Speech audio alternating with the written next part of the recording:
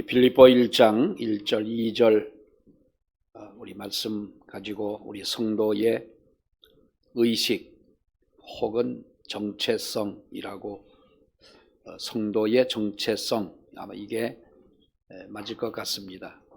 요즘에 보면 우리가 그 정체성 논란 뭐 이런 말 우리가 많이 듣습니다.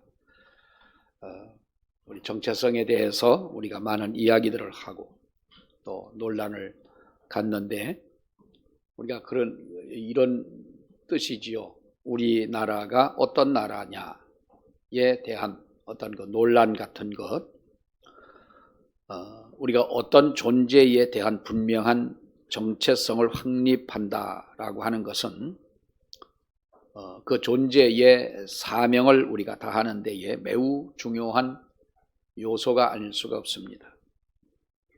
그런 의미에서 우리가 어떻게 보면 하나님 앞에서 그 어떤 성공적인 삶을 우리가 살아가려면 우리의 정체성에 대한 분명한 그 인식, 이것이 있어야 된다라고 하는 거지요. 우리 자신에 대한 어떤 정체성, 신앙에 대한 어떤 정체성을 말하고 있습니다. 우리 간첩은 요즘 간첩 우리나라 어떤 사람은 간첩이 아주 많다 이렇게도 이야기하는 사람도 있지만 요즘에 간첩을 말하면 또 이상하게 보는 사람들도 또 있습니다. 어쨌든 간첩이라고 하는 것은 간첩은 예를 들어서 우리나라는 남북이 아닙니까? 북한에서 이제 살짝 와가지고 남한의 모든 걸 엿보고 정보를 수집하고 우리의 모든 비밀을 알고 이거를 이제 북한으로 알려주는 역할을 하는 사람을 간첩이라고 그러잖아요. 또 우리 남한도 마찬가지죠. 우리도 북쪽에 간첩을 보내가지고 북한에 있는 모든 걸 알아보고 하는 간첩은 정체성이 무엇이겠어요? 예를 들자면 스파이의 정체성은 우리나라에 와 있다 할지라도 우리나라의 국민이 아니죠. 권리를 주장할 수 있는 입장도 아니고 이 스파이 간첩이라고 하는 것은 우리가 그 정체성은 그를 보낸 나라나 또 그 단체에 우리가 속해져 있는 것입니다. 우리가 세상을 이렇게 살아가면서 오늘이 길태균 집사님 장례일인데 우리 길태균 집사님이 올해 연세가 97세죠. 97세 되신 분들이 우리 교회 세 분이 계세요. 근데 세 분이 다 지금 이제 길태균 집사님은 돌아가시고 또 박수원 집사님은 아드님 있는 곳으로 이제 박재분 집사님도 권사님도 가시고 그래서 세 분이 다 97세 되신 분들이 이제 교회에 안 계신데 우리가 100년을 사는 동안 우리가 이 한평생을 살아가면서 과연 나의 정체성이 뭐냐는 거예요. 요즘에 이 정체성에 대한 혼란이 많습니다. 어떤 그 성에 대한 정체성, 그 참 희한한 그 논리를 가지고 있는 사람들이 있습니다. 그 지난 미국의 대통령 바이든이라고 하는 대통령이 성에 대한 것은 만 19세인가요? 18세인가? 미국의 만 19세가 되어질 때 결정되는 것이 나의 성이다. 그러니까 내가 남자냐 여자냐 이게 정체성에 대해서 이 내가 남자냐 여자냐에 대한 정체성에 혼란을 겪는 사람들이 있는 거예요. 여러분은 여자예요 남자예요? 내가 볼 때는 남자 같아. 근데 생김새는 여자 같아. 여러분 하나님은 남자는 남자로 만드셨고 여자는 여자로 만드신 줄로 믿습니다. 아멘. 확실한 정체성을 갖는 거죠.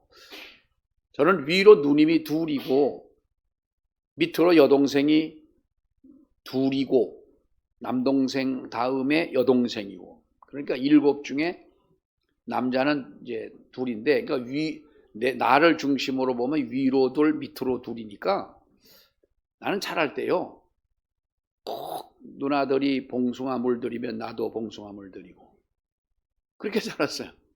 그래서 저는요 미싱을 초등학교 3학년 때부터인가 미싱도 했어요. 미싱도 만들고, 학교에서 신발 주머니 만들려고 그러면 우리 어머니 만드는 것보다 내가 만들어 가지고 가고, 바느질도 잘하고.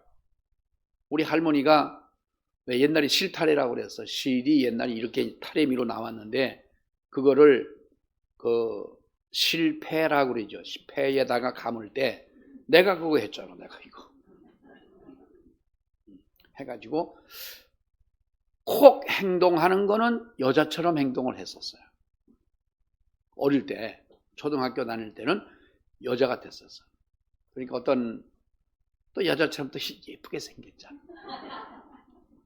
나 초등학교 때는 이뻤어요. 그래서 저 이쁜 애 간다 막 사람들이 그러더라고. 근데 나는 그걸 나한테 그런 줄 몰랐지. 그때 알았으면 인사라도 제대로 할 걸 했는데, 근데 우리가 이 성장해서도 내가 남자냐 여자냐, 요즘에 성전환 수술을 하는 사람들 있지 않습니까?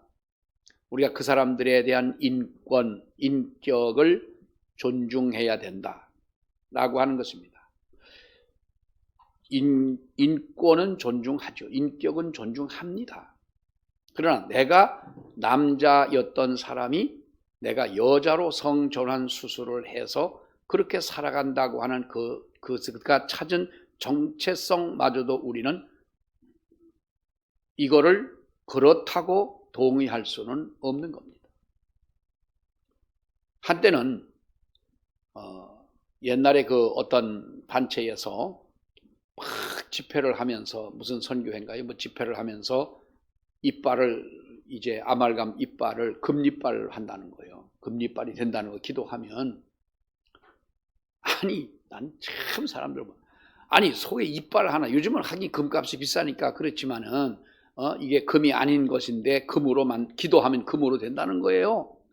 우리 노회에 있는 왕십리교회라는 그 교회에서도 와서 그 사람들이 집회를 와서 했는데 어떤 권사님이 금이빨이 됐다고 나와가지고 금이빨이 됐다는 거예요. 근데 한 달도 안 됐는데, 한 달이 뭐예요? 며칠 안 됐는데 도로 남이 타버리랴. 네? 누가 그래? 그 말 하는 전하는 사람이 그런 거야. 도로 남이 타버렸대. 그래서 그게 뭐냐 그랬더니 그 권사님이 금으로 변했는데 며칠 있다 보니까 도로 아말감이더라는 거예요. 네. 여러분, 하나님은 돌은 돌로 만드셨고 금은 금으로 만드셨어요. 분명한 정체성. 우리 하나님 앞에 우리 성도의 정체성이 무엇이냐? 우리가 이것을 안다면, 확실하게 우리가 이것을 믿는다면 우리는 성공적인 삶을 사는 데에 분명한 어떤 원인이 된다라고 하는 것입니다. 여러분은 나는 누구라고 생각을 하십니까? 나는 누구라고 생각을 합니다. 나이가 20살이 될 때는 내가 인생을 살아야 할 나의 전공을 선택을 해야 되죠. 뭐 20살에 하는 건 아니죠. 고등학교 어려서부터 우리가 나에 대한 어떤 재능이라든지 이러한 것들을, 내가 또 좋아하는 일들을, 내가 잘할 수 있는 것을 찾아서 이것을 나의 전공으로 삼고 이것을 내가 평생 살아가는 나의 삶의 도구로 삼을 때, 우리는 그래서 그것을 공부하기 위해 우리는 대학을 들어가지 않습니까? 전공을 살리려고 하지 않습니까? 내 직업에, 나에 맞는 직업을 선택한다는 것은 소중한 겁니다. 그러면 이 직업도 소중하고 내가 하는 모든 일도 소중한데 나 자신은 누구냐라는 거예요. 여러분, 중요한 것은 하나님이 우리를 소중히 여기시는 존재임을 우리는 믿어야 될 줄로 믿습니다. 하나님은 우리가 흔히 표현할 때 예수님을 이 땅에 보내셨다 이렇게 표현하지만, 하나님이 이 땅에 오신 거지요. 독생자 예수를 아낌없이 보내시고 우리를 위해서 희생시키셨다. 우리가 이렇게 표현을 합니다마는, 이렇듯 우리는 하나님의 마음 안에 이미 존귀한 존재다. 그래서 예수님도 우리를 천하보다 더 귀한 존재로 여러분 말씀을 하셨습니다. 그러면서 뭐라고 말씀합니까? 예수님께서 너희를 대접함이 곧 나를 대접함이며 너희가 핍박을 받으면 그것은 나를 핍박하는 것이다. 주님은 이렇게 말씀하셨어요. 여러분 이것은 무엇을 말합니까? 우리를 주님과 동일시하셨다라고 하는 거예요. 우리를 주님과 동일시하셨다. 여러분 사도 사울이 다메섹으로 이제 길을 가다가 다메섹에서 예수님의 음성을 듣습니다. 사울아 사울아 부를 때에 내 이름을 부르는 당신이 누굽니까? 라고 했더니 나는 네가 핍박하는 예수다. 사울이 누구를 핍박했어요? 예수님 핍박했어요? 교회를 핍박했어요? 믿는 성도를 잡아다 가두고 교회를 핍박했지 예수를 핍박한 건 아니거든요. 근데 예수님은 말씀하기를 나는 네가 핍박하는 예수다. 그러니까 교회와 예수님이 동일시된 것이고 핍박받은 성도와 예수님은 동일시했다는 거예요. 자, 그러니까 우리는 누구와 동등하다? 하나님 너무 미안하고 죄송하고 몸둘 바를 모르고 쑥스럽고 참 창피하기도 하고 그렇지만은 분명한 것은 예수님과 우리는 뭐요? 동일하다라는 거예요. 어떤 의미에서? 신적 의미에서 동일한 것이 아니라 우리의 정체성, 어떤 우리의 삶의 의미에 대해서 그리고 우리의 소중한 영혼에 대한 개념에서 볼 때 우리는 주님과 동일하다는 거예요. 하나님이 사람을 하나님의 형상대로 만드셨고 생기를 불어넣었더니 생명이 되었더라. 그래서 움직이는 신이라는 거예요. 누가? 우리 사람이 움직이는 신이다. 신과 같은 존재다. 하나님과 같이 하나님의 영을 우리에게 불어 넣으셨다는 거죠. 이게 죄로 인하여 우리에게 혼란이 오고 죄로 인하여 의로움과 거룩함이 파괴가 되어지고 진리를 거부하게 되는 이런 악한 마음이 우리에게 생겨졌지만 분명한 것은 하나님은 우리에게 하나님의 인격과 동일한 하나님의 속성, 하나님의 인격이 뭐예요? 진리와 거룩과 의라면 우리에게 하나님은 이와 같은 것을 우리에게도 주셨다라고 하는 거예요. 자, 그러니까 우리를 여러분 보화로 값진 진주로 여기셨기 때문에 우리를 주님은 소유하시기 위하여 하나님께서 그 하늘의 영광을 버리고 십자가를 지셨다는 것 아니겠어요? 그처럼 우리는 예수님이 모든 것을 다 버리시고 우리 한 생명 한 생명 고귀한 영혼을 얻기 위하여 주님께서는 이와 같이 바로 이 십자가의 고난을 당하셨다. 그 정체성을 분명히 인식하는 것이 바로 믿음이라는 거예요. 우리 믿음이라는 것이 뭡니까? 예수 그리스도가 나를 위해서 죽으셨다는 거죠. 그 예수님의 죽음은 여러분 예수님의 십자가의 죽음은 사형식을 하는 사형 언도를 밟는 사람들이 매달아 죽이는 사형틀이었지 않습니까? 그런데 주님이 십자가에 돌아가신 범죄자들이 죽는 십자가에 죽은 죽음은 우리를 얻고자 하기 위하여 주님은 이와 같이 죽으셨다는 거예요. 사도 바울이라고 하는 사람이 이렇게 평생을 하나님 앞에 부름을 받고 교회를 핍박하고 예수 믿는 사람을 잡아 가두고 스데반 집사가 하나님의 복음을 전할 때 그 돌로 쳐 죽이는 그 현장에서 진두 지휘를 하던 이 바울이었는데 이 사람이 이렇게 하나님 앞에 변화가 되어지고 훌륭하게 하나님의 일을 수행할 수 있었고 그가 정말로 이 세상에서 멋진 삶을 살 수 있었던 비결은 자신에 대한 분명한 정체성을 가지고 살았다는 거예요. 하나님의 종, 하나님의 아들, 하나님의 백성이라는 거예요. 자, 내가 누구냐? 여러분은 누구십니까? 우리에게 의식, 정말로 우리의 정체성이 우리에게도 사도 바울에게 뚜렷하게 있었듯이 우리는 이러한 확실한 정체성을 가지고 살아가자는 거지요. 자, 그러기 위해서는 오늘 본문의 말씀을 보게 되면 우리가 1절과 2절의 말씀을 보았습니다. 첫째는 주의 종의 의식이라는 거예요. 자, 우리 1절의 말씀에 뭐라고 말합니까? 그리스도 예수의 종 바울과 디모데는 그리스도 예수 안에서 빌립보에 사는 모든 성도와 또한 감독들과 집사들에게 편지한다. 여기서 보면 뭐라고 말합니까? 예수의 종 바울과 디모데다. 그리스도 예수의 종이다 그랬어요. 종은 여러분 이 말을 우리가 볼 때에 나는 내 인생의 주인이 아니고 내가 가진 것도 내 것이 아니다 라는 거예요. 앞으로 살아가는 삶도 내 뜻대로, 내 주관대로, 내 계획대로 살아가는 것이 아니라 나를 종으로 삼으신 그분의 뜻대로 내가 살아갈 것이다 라고 하는 고백이지요. 그리고 더 나가서 본다면 절대적으로 나는 주님의 뜻에 순종을 하겠다라고 하는 그런 어떤 그 의미가 담겨져 있는 그런 표현인 것 아닙니까? 저는 어릴 때 시골에서 있을 때 우리 이웃집에 바로 어떤 젊은 사람이 아이가 왔어요. 그러니까 뭐 나이가 중학교 한 고등학교 정도 들어갈 나이인가 그쯤 된 뭐 저보다 동갑은 아니지만 한두 살 더 먹은 것 같은데 어떤 친구가 와가지고 계속 일을 하는 거예요.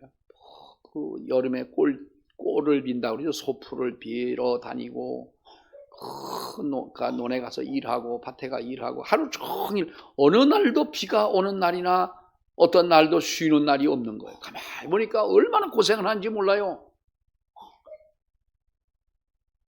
그래서 어느 날 그 친구하고 이제 만나서 대화를 하고 이야기를 하고 또 이제 우리 집에를 놀러 오고 내 방에 와서 같이 이제 뭐 자기도 하고 나중에는 이제 그랬는데 이 친구가 궁금한 거예요.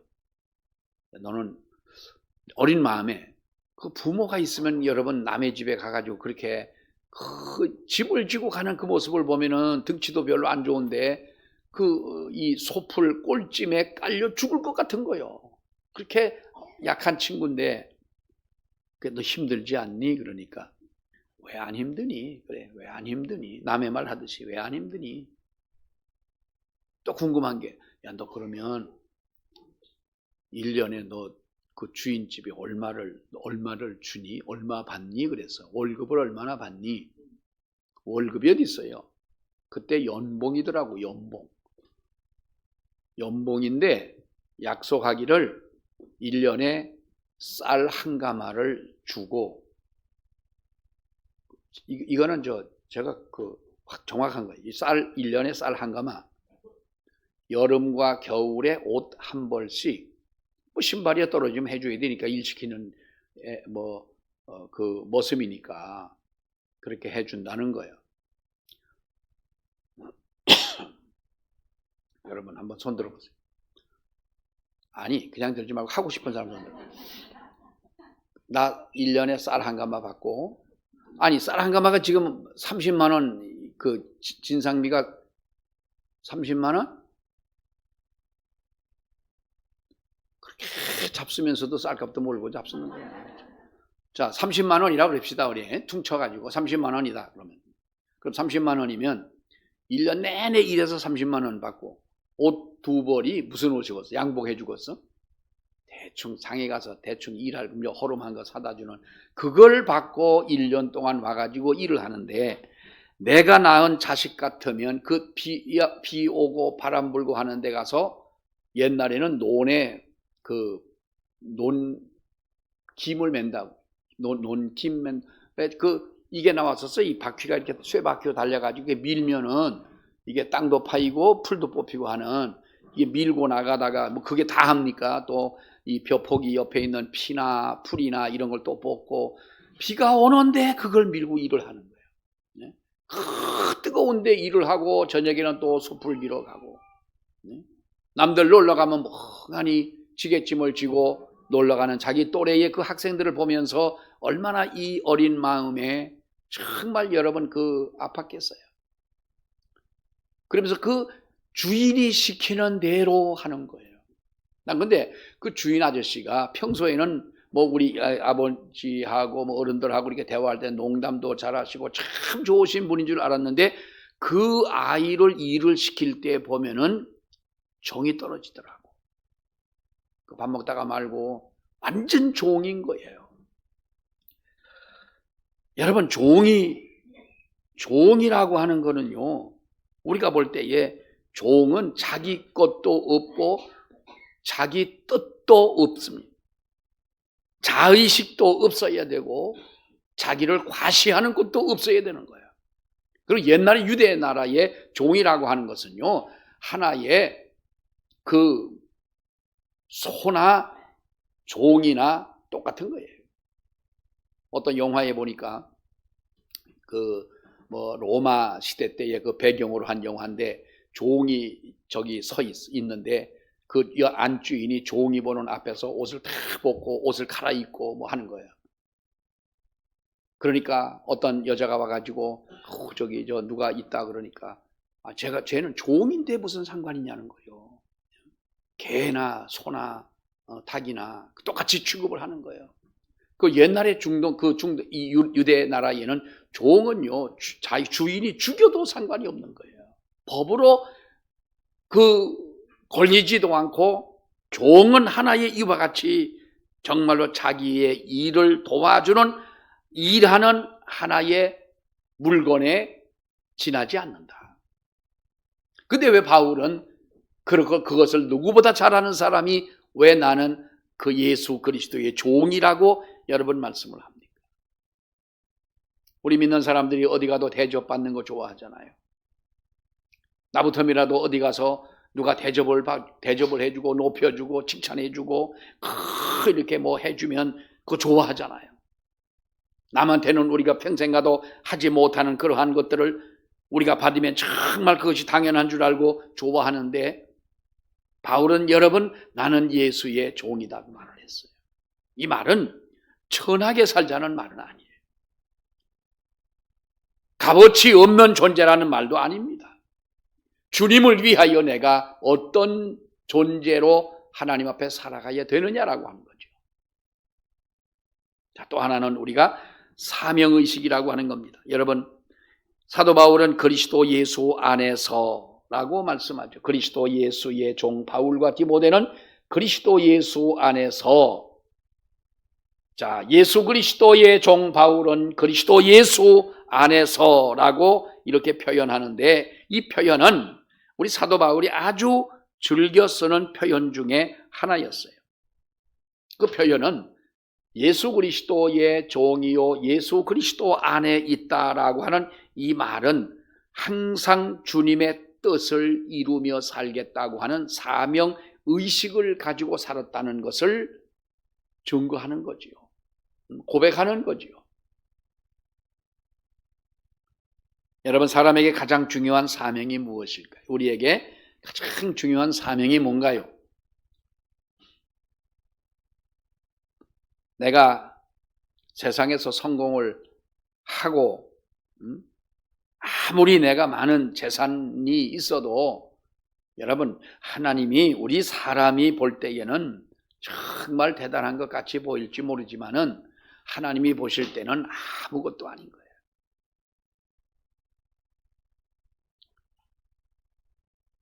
정말로 우리가 하나님께서 우리를 보실 때에 내가 어떤 사람이냐, 나는 무엇을 위하여 내가 하나님 앞에 살 것이냐 라고 하는 정말 가장 중요한 나의 사명이 무엇인가를 알고 산다면, 여러분, 이것처럼 귀한 것은 없을 겁니다. 자, 보세요. 우리 가장 중요한 사명이 무엇일까요? 이것은 내가 하나님의 종이었다. 하나님의 은혜를 받았고 사도 바울이 하나님의 은혜를 얼마나 받았으면 이런 고백을 하겠어요. 나를 종이라고 표현하겠어요. 그래서 그는 바로 하나님의 종이 되고 하나님의 은혜를 받고 나서 어떤 사람으로 변합니까? 하나님의 복음을 전하는 사람으로 변한다는 거예요. 전도 얘기하면 왠지 따분하죠. 날마다 목사님 하나님만 전도하는 얘기, 또 다른 좀 좋은 얘기도 있을 텐데 꼭 전도하라, 복음을 전하자 하는데, 여러분 보세요. 복음 전파는 성도의 선택 사항입니까? 필수 사항입니까? 알기는 별걸 다 알고 계세요. 자, 전도는 우리가 이것이 선택 사항이에요? 필수 사항이에요? 자, 우리 대학교에서 선택 과목이 있고 필수 과목이 있는데, 뭐 고등학교도 요즘에 있습니다만은, 이 선택 과목에서는 점수를 좀 못 받아도 토탈 점수만 된다면 대학을 졸업을 하는데요. 그 필수 과목에서 점수를 따지 못하면 우리가 대학을 졸업을 못해요. 제가 필수 과목 중에 하나가 설교학이 있는데, 설교학에서 교수님의 설교 제출을 하나 하는 게 있는데, 방학 때 그 교수님 설교 아주 유명하신 우리 그 목사님이세요. 그분이 아주 훌륭하신 분이시고 성경을 눈 감고 다 아시는 분이세요. 그러니까 그분은 성경만 아는 것이 아니라 기억력도 얼마나 좋은 분인지, 그분이 세미나 하는 곳에 가서 내가 이제 뭘 적어놨다가 노트를 해놨다가 설교를 제출하라고 그래서 학교에서 가르친 게 아니니까 그걸 가지고 이제 적어가지고 냈지요. 그랬더니 F 학점이 나왔어. F 학점이 95점 이상이에요. F 학. 그러려니 하고 넘어가요. 그냥 뭐 속으로 뭐 머리 굴리지 마시고. F 학점을 맞으면 어떻게 돼요? 죽어요. F 학점 이렇게 돌리면 곤충같이 되잖아. 그래 곤충 맞았다 그러잖아, 학생들이.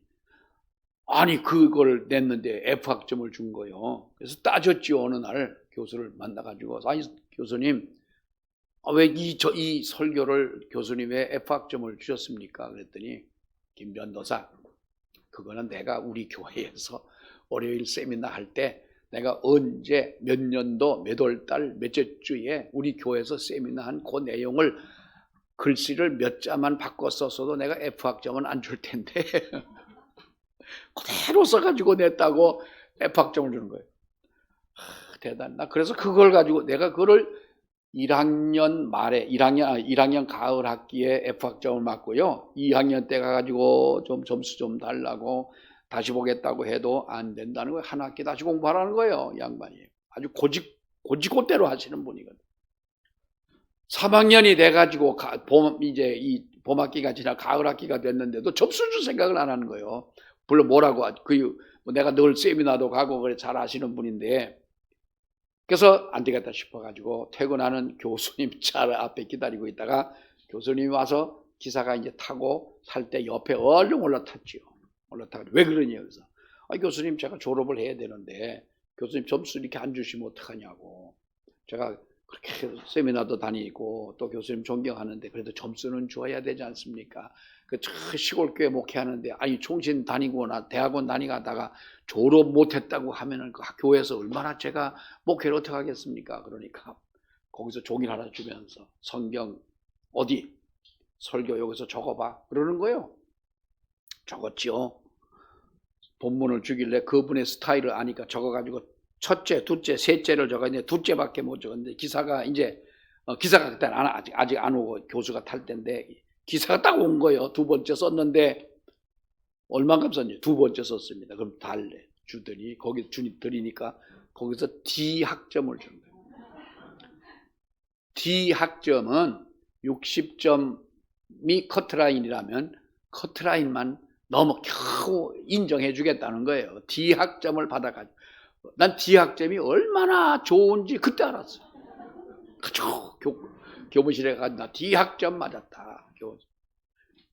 여러분, 필수 과목은 우리가 이수하지 못하면 대학을 졸업하지 못하고 자기의 전공 과목에 실패하고 마는 것처럼 우리가 이 세상에 와서도 내가 선택하는 것이 선택사항이 있고 필수사항이 있어요. 여러분이 노래를 잘해서 가수가 되는 것은 사명이요, 이게 선택이요, 필수요. 선택이요.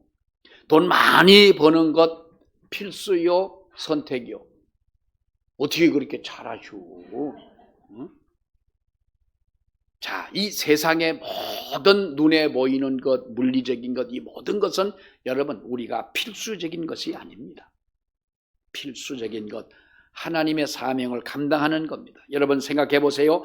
예수님이 나의 구주로 믿는다면 그 구주 되신 그분의 은혜를 내가 정말로 믿고 내 가슴이 뜨거웠다면 내 사랑하는 자녀들에게 여러분 구주가 되도록 힘써야 이것이 진짜 나의 구주가 아니냐.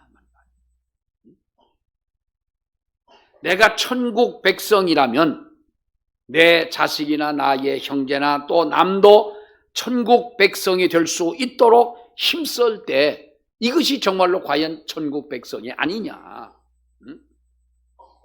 내가 정말로 세상에서 무엇으로도 표현할 수 없는 하나님의 은혜를 받은 사람이라면 나만 받고 가만히 있을 것이 아니라 모두가 은혜를 받도록 힘쓸 때 이것이 정말 은혜 받은 사람이 아니냐.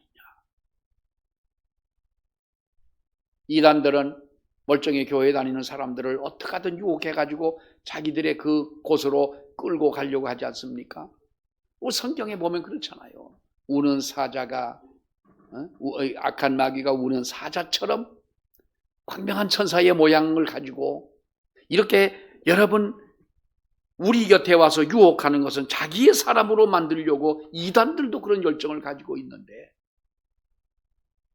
정말 우리가 하나님의 구원을 받은 사람이요 내가 천국의 백성이요 정말로 예수님이 나의 구주로 믿어지는 그 확신을 가지고 하나님 앞에 신앙으로 산다면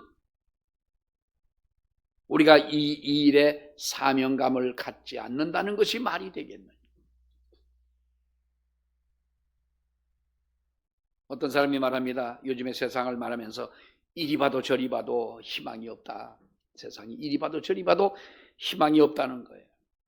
왜 오늘날 많은 사람들이 이렇게 희망이 없다고 말을 합니까? 어떻게 보면 자기가 가야 할 방향을 잡지 못해서 방황하는 것이 아니냐. 여러분, 돈이 문제입니까? 우리가 방황하는 사람들의 돈이 문제겠어요?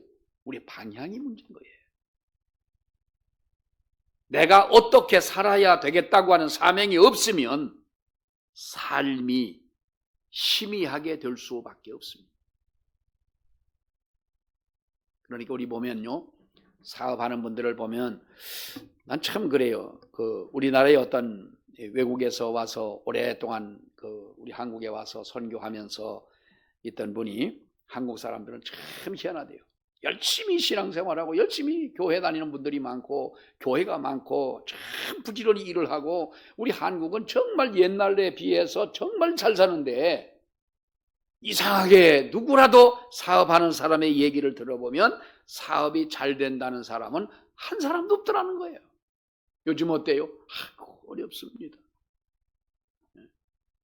또 이 방송국에 나가가지고 이렇게 인터뷰하다 보면 사업이 안 돼가지고 죽을 지경이라는 거예요. 홍수가 나가지고 집에 침수가 됐어요.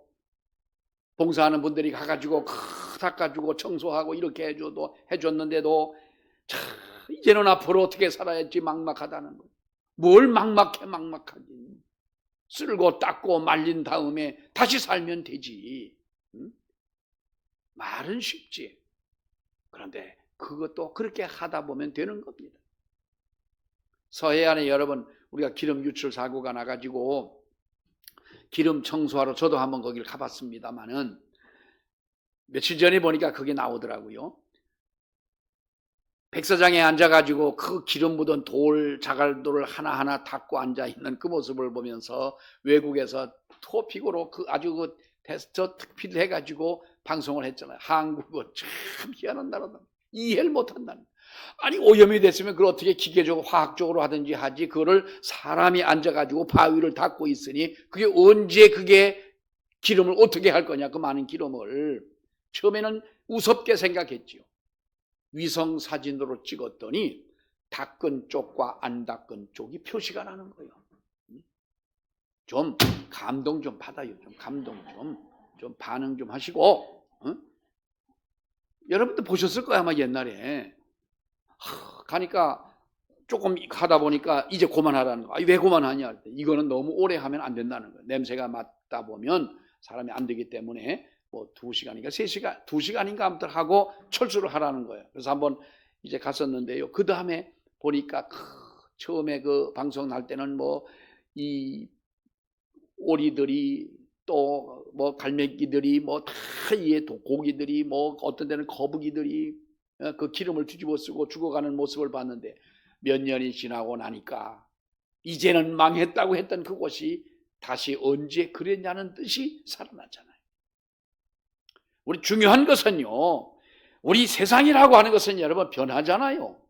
좋게만 변하는 것이 아니라 정말로 우리를 절망에 빠뜨리도록 하는 일들이 얼마나 많습니까마는, 우리가 사명의 의식을 가졌느냐 안 가졌느냐에 따라서 우리의 삶의 결과는 달라진다는 거예요.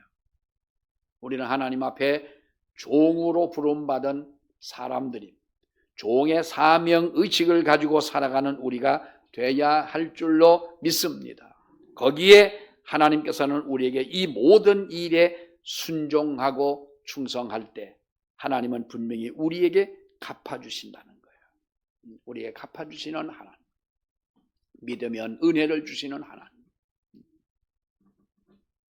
아무리 중요한 성경 말씀이 중요하지 않은 말씀이 어디 있겠습니까마는, 아무리 중요한 말씀을 전한다 해도 제일 중요한 것은 우리가 받아들이는 입장인 거지요. 받아들이는 사람의 마음가짐인 거예요. 받아들이는 사람의 마음가짐이 잘 돼 있고 정말로 내가 마음의 문을 열고 하나님의 말씀을 받아들이고 찬양을 하고 하나님 앞에 예배할 때는 어떤 설교라도 그 설교가 명설교처럼 들려진다는 거예요. 제가 하는 설교가 명설교예요? 아니면은 안명설교예요? 네? 명설교는 또 어떻게 또 아셔? 또. 참말로 맞아요. 명설교. 왜 명설교냐? 하나님의 말씀을 전하기 때문에 명설교지요. 근데 이것이 어떤 때는요, 우리가 이 말씀을 듣다 보면 정말 하나님의 앞에 예배하는 가운데 전혀 내 마음에 열지를 않을 때가 있습니다. 그러면 누가 와서 어떤 분이 말한 것처럼 사도 바울이 여기 와가지고 설교를 한다 하더라도 졸 사람은 졸고 딴 생각할 사람은 하고 은혜 받는 사람은 받고 한다는 거예요.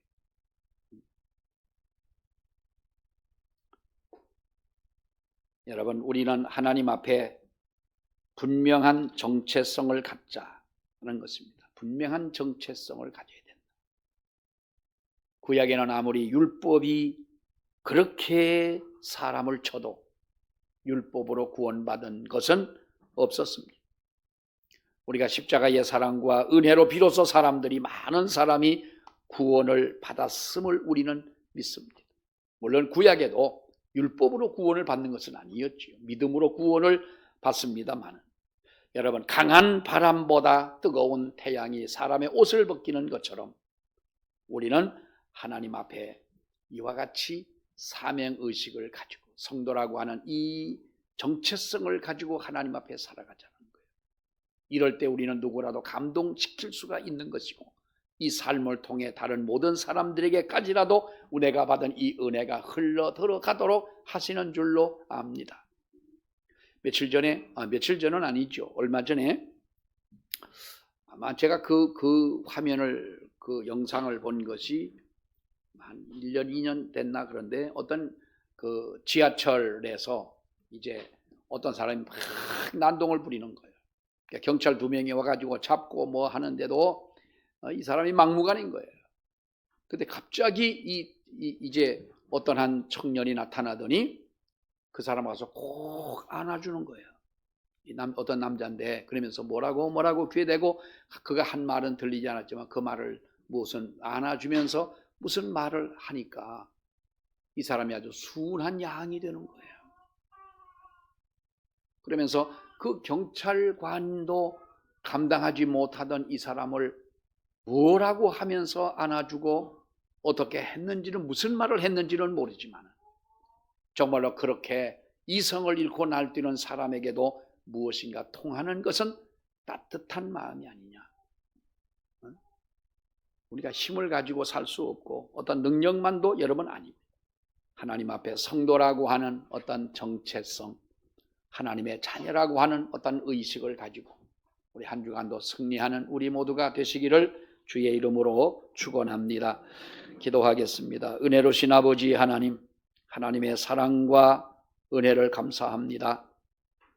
바울이 자신은 예수 그리스도의 종이라고 고백했던 것처럼 하나님은 저희들을 이와 같이 그리스도의 종으로 불러주셨고 또 하나님께서 우리에게 귀한 사명을 주셔서 믿음으로 이 모든 사명을 감당할 수 있게 해주신 것을 감사합니다. 우리 하나님, 우리에게 믿음 위에 믿음을 더하시고 은혜를 더하셔서 우리가 이 세상 살아가는 동안 하나님 앞에 충성을 다하는 우리의 믿음이 되어지도록 은혜를 허락하여 주시옵소서. 예수님 이름으로 기도하옵나이다. 아멘.